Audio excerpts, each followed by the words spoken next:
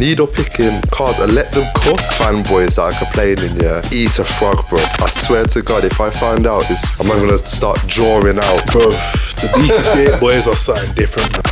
I can do what violence like. It's not enough. There's not enough car there. Nah, I think straight pipe sounds disgusting sometimes, you know. Do not be one of them idiots that straight pipes it. Yo, it's Jacob from J Vision. Today I got a guest with me in it, and I'm just gonna let him talk. We're gonna have a little discussion or whatever, but I'm gonna let him introduce himself first. My name is Jay. B-boys with this guy since back day on the O2 Gen 7 Celica, which contemplating whether to keep or not because it's giving me a headache. Being into cars since day back as well. Glad to be here. You guys definitely check out his flipping photography, man. It's flipping sick. Yeah, just see for yourself. Link should be down below.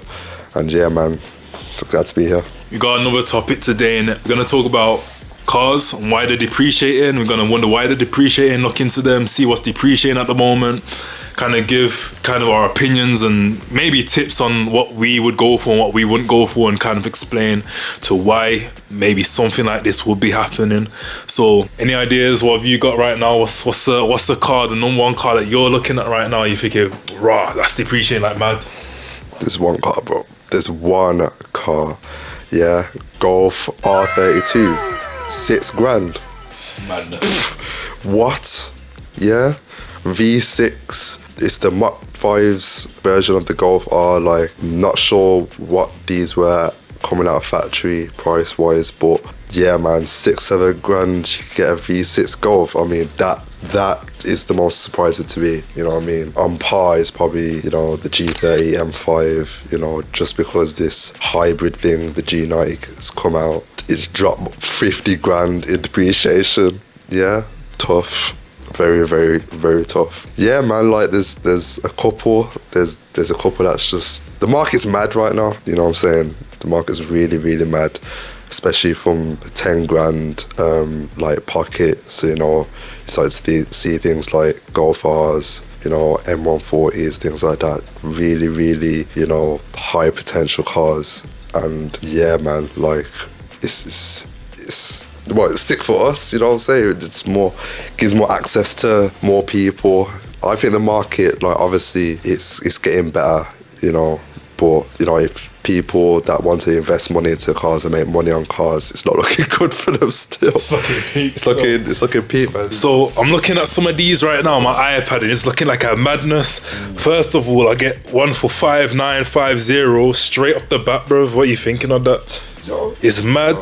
123,000 miles as well. This is the high mileage ones, you know what I'm saying, you get for like $6,000, but it's, you know, mileage is of course a factor, but it's about, you know, whether it's been taken care of. Like for me, boom, if I have $6,000, I'm looking for a Golf R32 and I go to the owner's like service history. Can't remember if it's Campbell timing chain on them, can't remember, but you know, if it has that type of maintenance, you know, why not? You know what I'm saying? Like, I don't think it's that bad for real. Well, let me ask you this, Jay. What excites you about the Golf R32s? Because I'm looking at these 3.2 engines right now, and I'm thinking it sounds madness.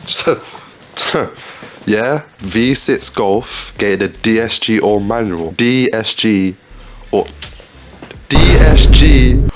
manual. 5-door, 3-door. Like, I don't know, like, in terms of variation, the Mark IV R32s were kind of the same thing. So I know that they made the 3-door and the 5-door variant with a manual box. I don't know if they made a DSG version, but the Mach 5-door DSG manual, you could opt for the wing backs or the comfy seats, like, and all of these started to like fall in within the 10 to 5 brackets. It's mad, man. It's mad. Like, you can see like some of them have nice interiors, and you know what I'm saying, that one's a bit mad though. Can't lie.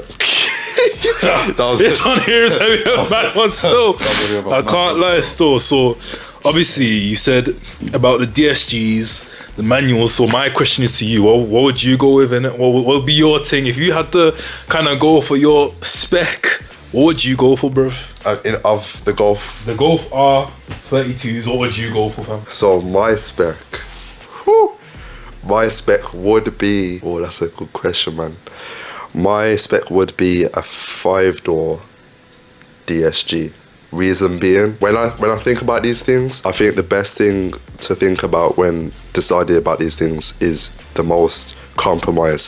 So think of the Golf. Golf is a hatchback, supposed to be spacious and things like that, but it's, you know, obviously it's a sports variant. So I think obviously the more cruiser option would be the DSG out of the manual. Obviously you could use the paddles, or you could just put it in fully auto. And then 5 doors, because, like, you know, 5 doors is more practical than 3, so that will maximize hatchback, you know, use. And then it could be a cruiser. And then I would like to think, if you're gonna use it like for the opposite things, so like a weekend car or a track project or something, just manual 3-door option, because the 3 doors are obviously gonna be lighter. For me, a Golf is a practical hatchback car, so that would be my spec for real. CJ, I've always had kind of a sticky opinion on Golf R's, because obviously some people say they're not too intuitive. Some people say there's not really connection between the wheel and the driver in it. You what? So obviously I've always known you had your opinion on that one there still. So that's just my opinions in it. That's what I've heard. I've drove a 7.5 before, Mark 7.5. Now I thought it was pretty fun in it. Once the gearbox is mapped,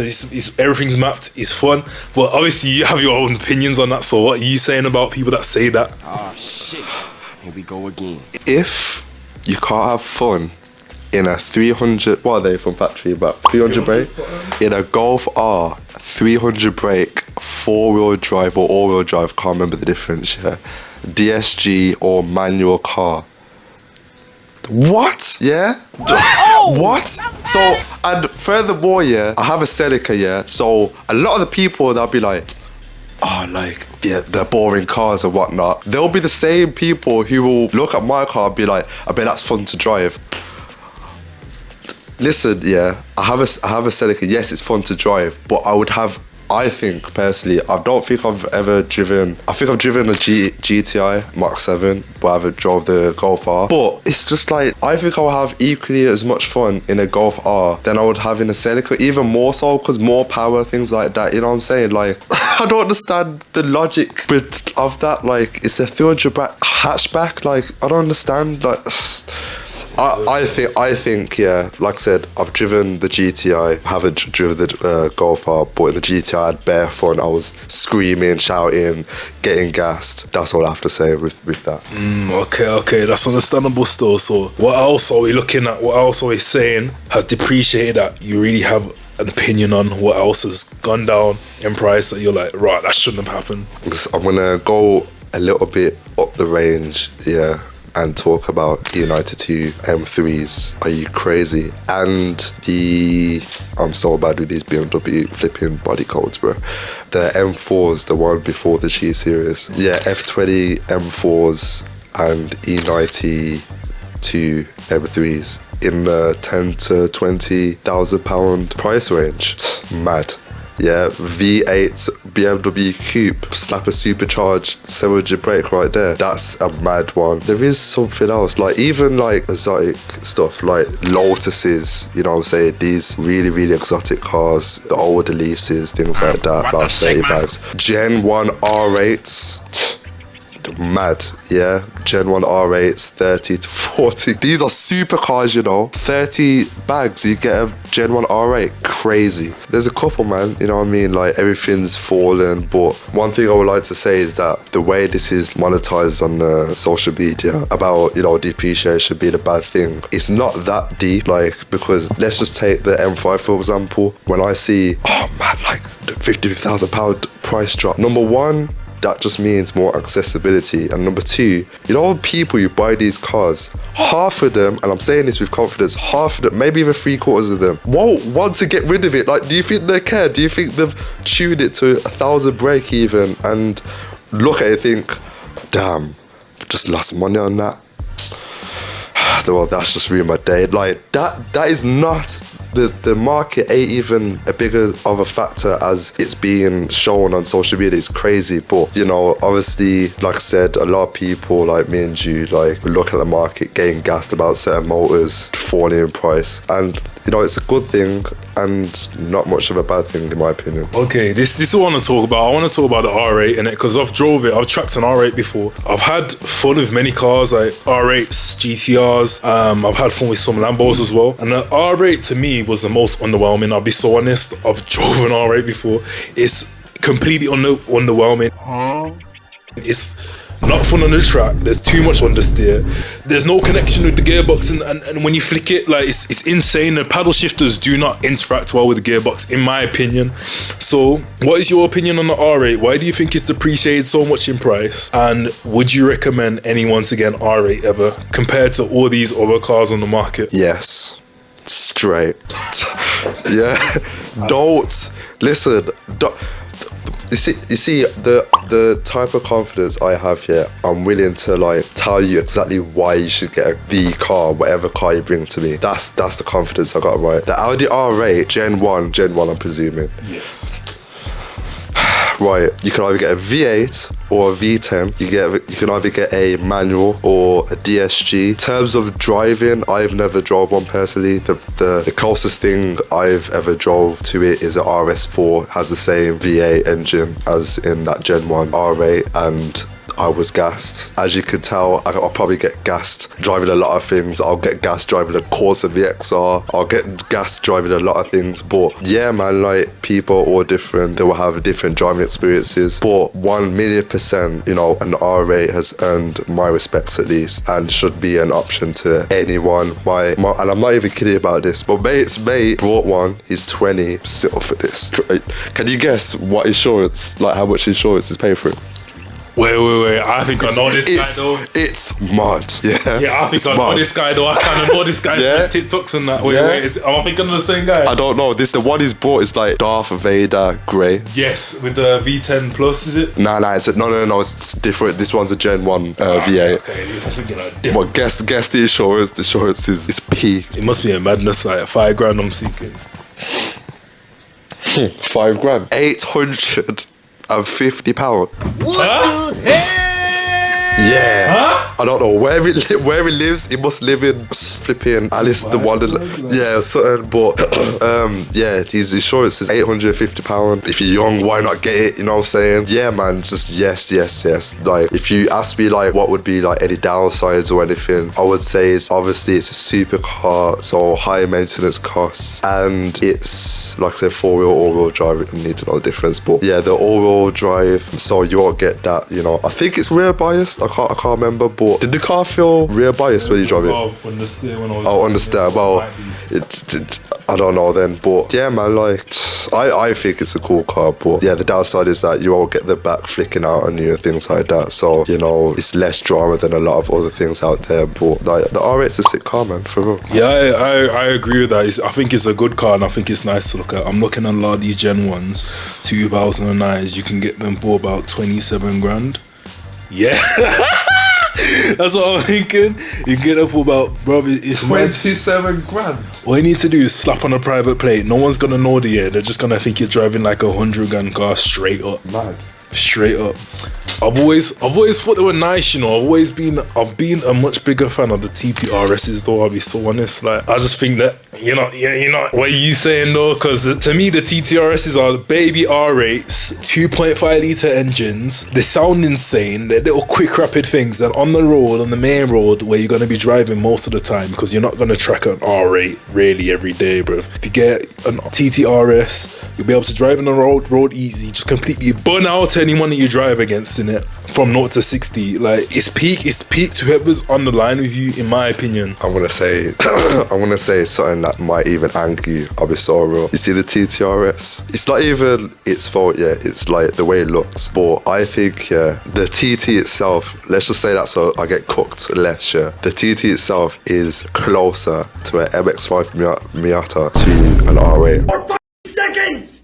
It took you 4 seconds to piss me off again. I'm so sorry, but the reason being is this, the thing with the thing is with the TTRS, it's like if you see an R8, it's got presence, it's a wide car, whereas the TT body, like the small cars, the TTRS now, it's got it's the Daza engine inside of it. I've been 50-50 with people calling it like, you know, baby R8, things like that, because I can see why people say it. I just don't like that, you know what I'm saying? Like, I don't like, another comparison I don't like is the 911 and the 718s and the Boxsters, you know, the 718 and the Boxsters being baby 911s. I don't really like that because it's like, what? Like, number one, it's its own car, and then number two, you know, it's now, like me, distorted my view on the cars. So the 718 being a baby 911, now I'm looking at it like it's a shadow of a 911, and now I'm just looking at it like when it came out, I think it did come out after the GT3 RS 911. Like, I'm looking at the GT4 RS, I'm thinking like, why would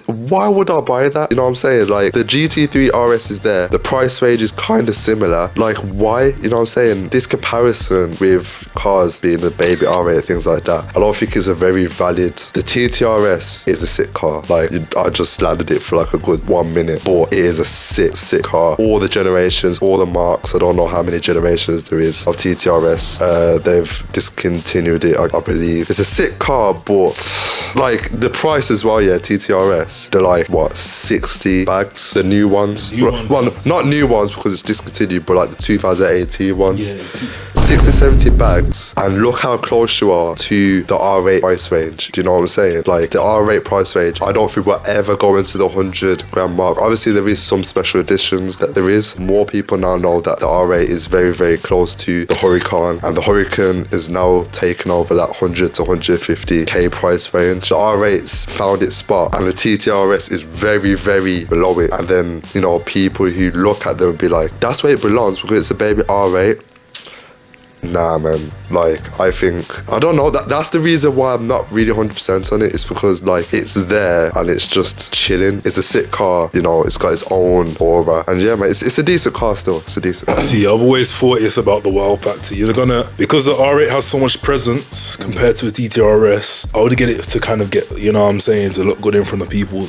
But practicality wise, on the main roads of England, I always go with the TTRS. But let's leave the topic of Audis right now. Let's go into the BMWs, man. So you said something about the M3s, M2s from I remember, as well as we're about to go into M5s as well. So first of all, what's your opinion on the new M5 with the hybrid system? Is it too heavy? Is it too slow? Is it too clunky?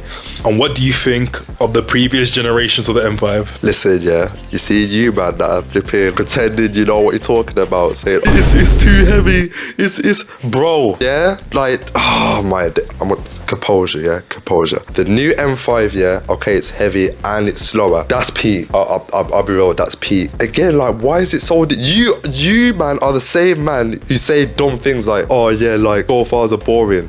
Boy, if you don't. Do you, like, an M5, yeah? In fact, I don't even have to say it. People like Tommy, you know, TikTok and things like that, they've already said it out there. The audience is a bit more different this time. It's way more executive, so therefore the comfortability, the hybrid system, I think is sick. It's like the GT63 e-performance, it's super sick, you know what I'm saying? All this to increase comfort factors and things like that, and performance wise, yeah, it's slower, so like, why people are like, what the hell is this? Okay, let's touch the weight. Yeah, it's not deep, man. Like, it's not deep. Cars are getting heavier. Do I need to state how heavy the Bentayga is? No, I'm not even gonna go there. Yeah, that car, the Bentayga, is going into HGV weight classes. It's peak. Like, this is the gen, and it's what innovation has to deal with now. Like, heavier cars, more technology. So that's why more technology has to get, you know, put into performance and things like that. But with the M5, it's a 5 Series built by the M people at BMW. I think they did a sick job. I think the hybrid system's a sick job. That was new to me as a talk. The weight thing, like, is stupid because it's a 5 Series. It's not an M4. It's not an M3. Okay, let me go even more basic. It's not a 3 Series. It's not a 2 Series chassis. You know what I'm saying? This is a 5 Series. There's only the 7 Series that's bigger than this. nice, and that's it. That's for like, you know, the 7 Series is built for, you know, limousine type chassis, you know what I'm saying? So the 5 Series is the one down. So those people who say, oh yeah, how come it's this heavy? You know, people compare it to the CS, bro.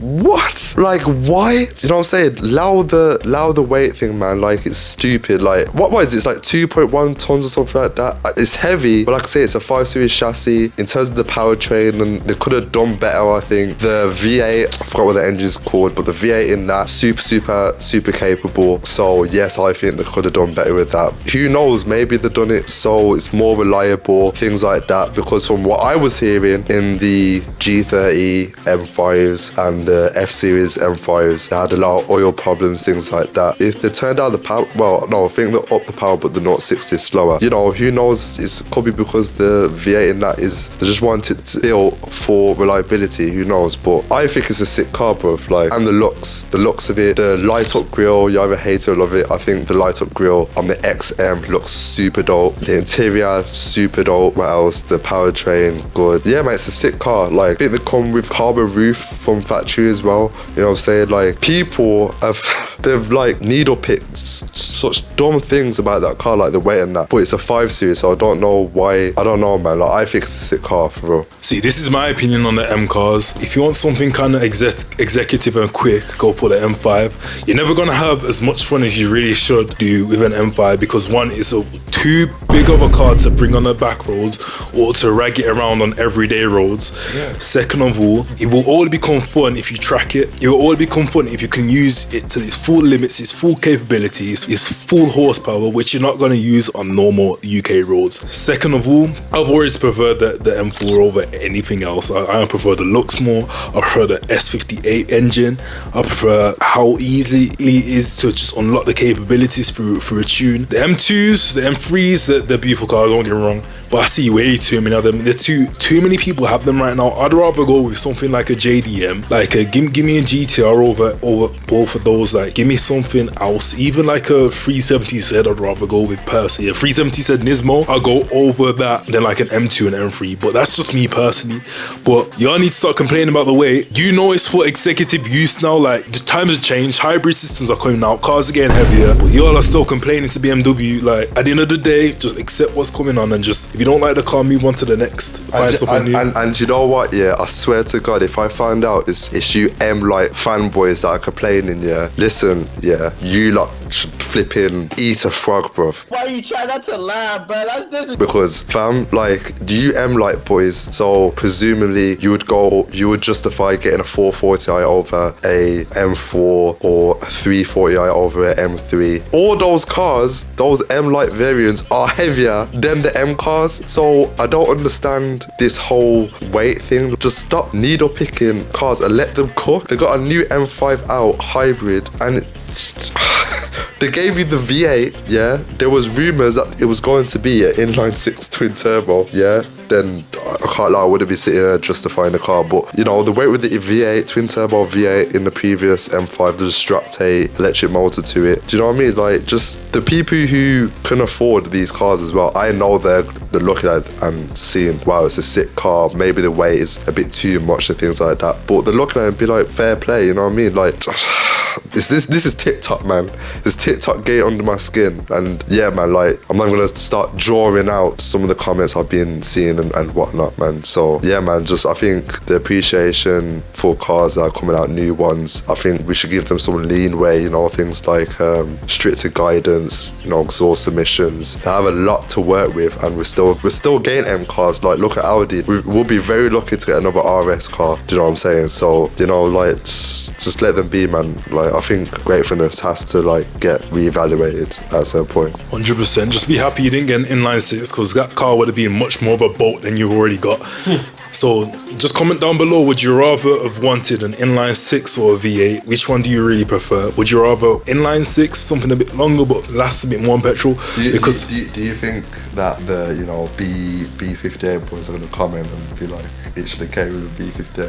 Bruv, the B58 boys are something different, man. I'm telling you. Listen, I will go into the comments, you know, I don't care, and start warring you lot. Listen, this is his channel, you know, so I can do a violence. Like, listen, if you think the M5 should have came with the B58, comment why. Comment why. I'd like to see that answers. See, there's some boys out there that will believe that the B58 is better than the S58, which, bruv, I understand that the S58 is a little bit new and you don't know the full capabilities of it right now, Some but people think that the M55 is better than the S55 as well. see, this is what I'm on about. Some of you, we're not even gonna get into this, but I think it sounds the best. yeah, 100%. I think the M55 sounds mad. It does. But come on, guys, like overall engine reliability is a factor whether we like it or not. And yeah, man, yeah, long.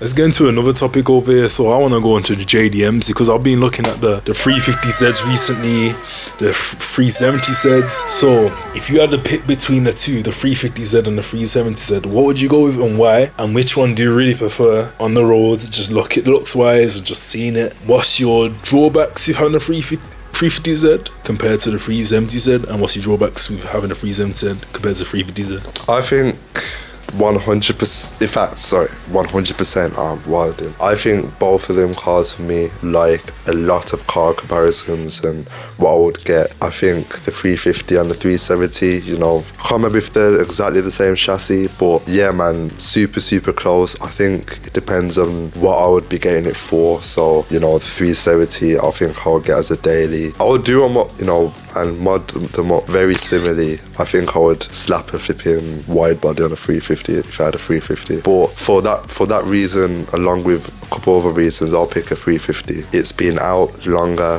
which means, you know, the aftermarket, you know, parts and things like that would be a lot more available. And the 370, you know, this is a type of comparison where, or choice where, like, there's no like, I'm gonna pick this one because the other one's got rare. Nah, I think for me, like the 350, because it's got more aftermarket stuff, you know, because when you get these type of cars, you know, you got the odd one or two. Sorry, not calling you lot that do this, but you know, a lot of people who get these type of cars will, you know, modify them, and you know, in that case, you know, the 350, like I said, it's got way more aftermarket parts. Fitment Industries, I think, even said that. But, you know, the 370 is super dope as well. The 370 Nismo, super dope. I believe there's a lot more manual 350s on the market as well, you know, so the fun factor of what I was saying with the Golf R and the Celica, like, don't get it twisted. Like, I think driving a manual car is a bit more fun than the whole paddle shift thing. Yeah, man, like the 350, it's just, you get me, there's a lot more you can do to it. I think it's a very more versatile look, so there's a lot more people willing to do it. Drift built 350s are super dope. People doing Hellcat swaps with them, I'm hearing. Yeah, mad. Yeah, I would pick the 350 over the 370, me personally. I'm gonna show you some of what the pricing saying on the 350 says right now, and this is from low to high with decent mileage.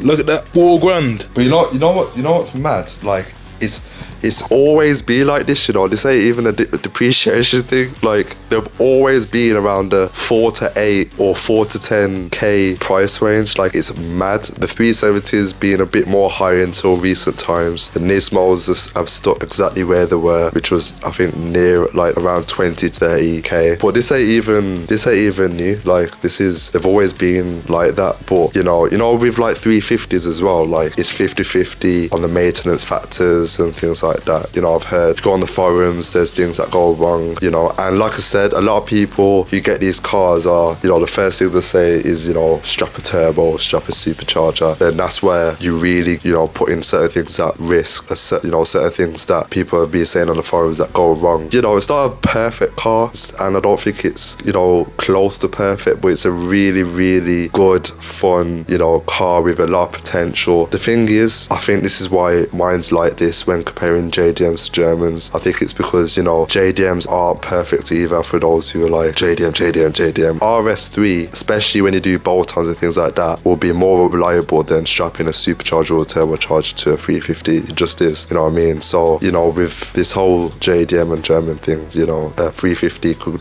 play an act role in that. But yeah, man, 350Z, super dope, man. Super dope car, and that's what I would pick. See, I always say I'd go with the 370Z, but that's just me personally. More power. Yeah, 100%. What, the 350Z is 3.5 litre V6, 370s 3.7. I believe you can have a lot more fun in the 370Z. You get a lot more power, you get a lot more body for the car, you get much more aggressive trim and style. But the only thing you gotta look at is the miles per gallon, especially in the UK, and you are gonna be drinking through that. I think that I prefer them a lot more compared to a lot of the German cars, because how many 350Zs, 370Zs do you find on the road? And you can get them from the range of, you can get a 350Z from a range of $4,000 to $8,000, and that's a decent look, and it lasts long. The JDMs always last long. That you never have issues. There'll be 150,000 miles on the clock, and you'll be fine. As well as you can get the 370Zs for about nine grand. And that's a low mileage. You're looking at low mileage there. I'll be real, I've always been a much bigger fan of the 370Zs and the 350Zs compared to kind of all these other German kind of looking cars. And that's just me. Why me and you have been speaking on the phone recently about, you know, future purchases and things like that, and you've been looking at 350s and 370s, and one of the questions that popped up in my head recently is, why have you been looking at these cars over the GT86 and the BRZ, which are really, really like close competitors? See, to me, the BRZs, the GG86s, the power isn't there. What, you come with 200 brake for near the same as what you get in like a 350, 370? It's not enough. There's not enough car there to kind of bring the prices together. What, you can get a good one for about 13 grand. Why would you spend your money on something for 200? That's 200 brake. You get the same near the same interior, level of interior. They just maybe just look a bit nicer, but you can't get any aggressive styling, aggressive kits for it, or anything that makes it look good. Yeah, they're fun back road cars, but who's really going to be going on the back roads consistently? You want something that's going to be fun on the normal roads, on the main roads, and some that are going to be fun on the back roads as well. And I think it gives you the best of both worlds. What's your opinion on that? The sound as well, the sound of a V6. The V6 sound, I almost forgot about that. The V6 sound is insane. Do not straight pipe. That's my opinion. Do not be one of them idiots that straight pipes it. I'm not idiot. I promise you that. Swear. I'm not idiot. Nah. I belong in Texas, bro. Nah. I straight pipe anything.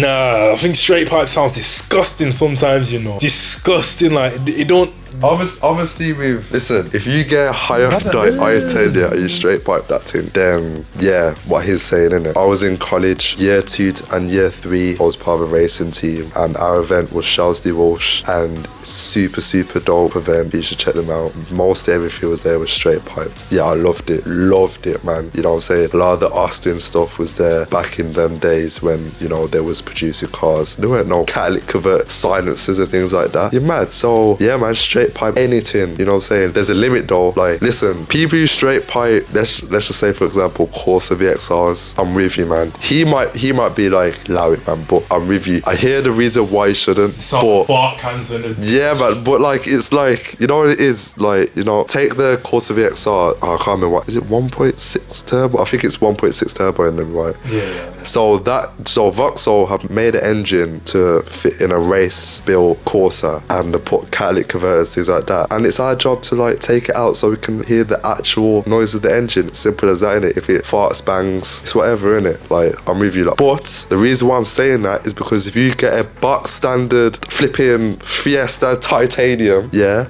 and straight pipe that, there's no reason. I'll be so ST Lions, no reason. Your engine ain't built for nothing, yeah? 1 litre EcoBoost and things like, it's not built for anything. There's no reason to straight pipe it, but you not that be, you know, getting on Mackie's staff nerves. Like, I'm with you, man. Like, straight pipe gang, man. I'm part of the straight pipe gang. No Diddy. No Diddy. Alright, so let's get into this conversation, because I've always wondered. You love your Vauxhalls / Opals, whatever you want to call it. Everything. So obviously we got the new GTCs, the new VXRs. We got what's your opinion of the OG ones, the OG VXRs, Astras, Corsas, compared to the new ones with the new body style? What's your opinion on what would you rather go with? They're all sick, all of them. I don't think there's one performance hatchback that is just bad. None of the Fiesta ST these, none of, because there's a lot of slander about them, on TikTok, things like that. Number one, the common side to them, everyone's got one, things like that, which is the stupidest thing that I'm seeing right now. Like, there's a reason why you're seeing them everywhere.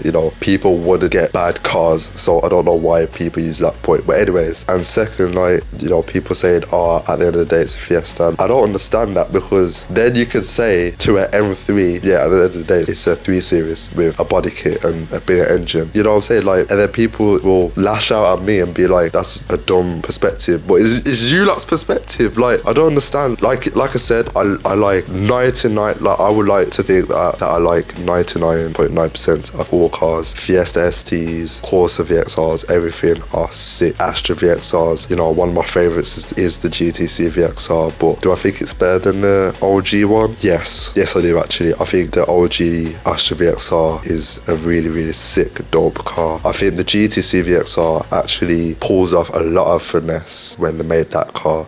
Wing back seats, mad Recaros, the styling is sick. I don't get why people, in fact, let's touch on this for a sec, because I'm gonna go to war with people that say this as well. The GTC VXR body type, what is it? What are you saying? Are you saying it's hatchback? What are you saying?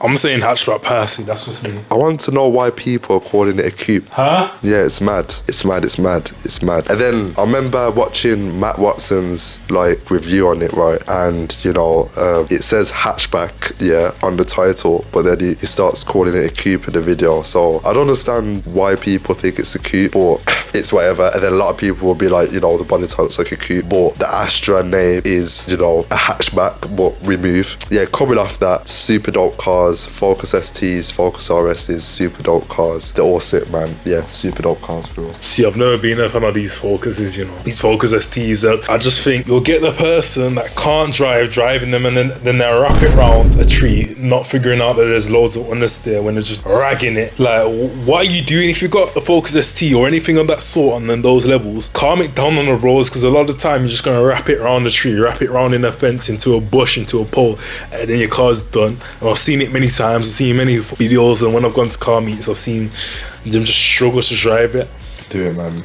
Do it. I don't. At first, I'll be here and be like, you gotta raise the insurance of these type of cars. I don't even care anymore. Number one, I'll be so real. I hope everyone survives incidents like these, innit? But it's rather funny to watch. And number two, enjoy the cars. But at the end of the day, he's right. You know what I'm saying? Like, safety first. And a lot of people push these type of cars to over the limits for some reason. Take time to get to know the car you're driving. Yeah, that's true. Just get to grips with your car. Just figure out what works, what doesn't work. Just figure out how to handle it, and you'll be good. But I think that's kind of all the topics we had to go over today. I think we went over a few things, and it was a good discussion, man. I appreciate it, bro. Anytime, man. I appreciate it. Like I said, just check his photography, man. It's super, super dope. Some of the places I know, and he would only get into those places and do shoots if he actually had some sort of talent. Please be sure to check his work, man. It's super, super, super dope. And just support the channel, man. Like I said, we've been on the phone, and he's been telling me some plans he's got coming up, and the only way he's gonna put it on the channel is if you invest early, show some love, show some support. Like I said, you guys stay safe. Flipping, don't stop this whole Lewis Hamilton book BS. Stop the car slander. You know what I'm saying? The topics that we covered today, I think I wanted to express that. The car slander, you got this, you got that. I think all cars are just sick, man. So super gassed to be on this channel, man. I've really enjoyed it. Appreciate that. Yeah, so if you ever want to shoot or interested in a shoot, just click the link in the bio on my Instagram. Is used in my portfolio. I'm gonna come up with new videos soon, so obviously give us a subscribe, like, and just war us in the comments. We're gonna respond if anything. Just war us. We're here to respond in it. No, he's the chill guy. I promise you. I'm here for the war. You get me? Promise you that. I'm here for the war. Yeah, man. TikTok, I'll war you. I'm sounding like Devilman or something, man. Like, but I'm here, man, because some of you got so much mouth on TikTok. Yeah, I'm here for it, man. I'm here for it. This will not be my first time on this channel drawing people out. Just saying that. Yeah, so that's it from us, but I appreciate you guys watching. If you are interested, kind of just drop comments on any of our ideas, and we'll get them sorted. And I appreciate you guys watching, and we're out. See you then.